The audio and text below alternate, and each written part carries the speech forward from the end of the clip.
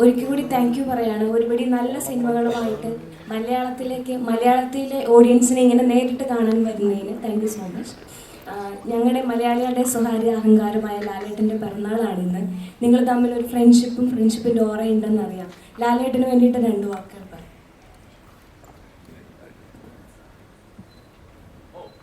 I just spoke to him.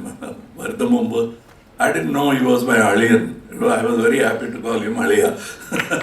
I thought he was my. So I told him, Aliyane പോയല്ലോ, വളരെ സന്തോഷം. So I just spoke to him and I wished him happy birthday. Yes. Next one.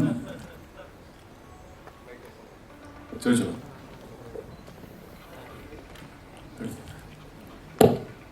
So before asking the question, I need to tell you this. 10 വർഷം കഴിയുമ്പോൾ നമ്മൾ പലരെയും മറക്കുമായിരിക്കും, പക്ഷേ ഉലകനായകനെ 100 വർഷം കഴിഞ്ഞാലും നമുക്ക് മറക്കാൻ സാധിക്കത്തില്ല. ആൻഡ് മൈ ക്വസ്റ്റ്യൻ ഈസ്, ഇപ്പം തഗ് ലൈഫിൻ്റെ അനൗൺസ്മെൻറ്റ് ടീസർ ഇറങ്ങിയപ്പോൾ അതിൽ തന്നെ ഒരു മാജിക് ഉണ്ട്. അതായത് ആ റിവേഴ്സ് ഡയലോഗ്, അത് ശരിക്കും ആരുടെ ഐഡിയ ആണ്, അല്ലെങ്കിൽ അതിൻ്റെ ബിഹൈൻഡിലുള്ള കാര്യങ്ങളൊന്ന് പറയുമോ? അല്ല, ഇത് ചോദിച്ചു കഴിഞ്ഞാൽ ശരിക്കുമുള്ള സാധാരണ ഹ്യൂബ്രിസ് ഉള്ള ആർട്ടിസ്റ്റ് പോലെയാവും ഞങ്ങൾ. For us, the true hero for us is cinema itself. So, ബാക്കിയെല്ലാം സപ്പോർട്ടിംഗ് ആർട്ടിസ്റ്റ് ആണ്, including the lead role man. Cinema needs good actors. അത്രേ ഉള്ളൂ. You call him hero.